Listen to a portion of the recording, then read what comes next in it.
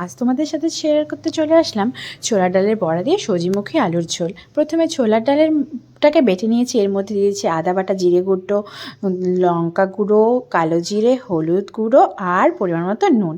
এবার এটাকে ভালো করে মিশিয়ে নিতে হবে আর গরম তেলে এক এক করে এটাকে ভেজে নিতে হবে। এ দেখো কি সুন্দর বড়াগুলো ক্রিস্পি ক্রিস্পি হয়ে গেছে। আর তারপরে সোমবারে দিয়ে দেবো গোটা জিরে, শুকনো লঙ্কা আর তেজপাতা। তারপরে এর মধ্যে আগে থেকে সিদ্ধ করে রাখা মুখি কচু আর আলুটাকে ভালো করে ভেজে নিতে হবে। এর মধ্যে নুন আর পরিমাণ মতো হলুদ দিয়ে দিতে হবে। আর আমি আগে থেকে বেটে নিয়েছিলাম জিরে, আদা আর শুকনো লঙ্কা বাটা। এটাকে ভালো করে কষিয়ে নিতে হবে যতক্ষণ না এর মধ্যে থেকে তেল ছেড়ে আসছে। তারপর এটা যখন ভালো মতন কষে যাবে তখন এর মধ্যে দিয়ে দেবে পরিমাণ মতো জল।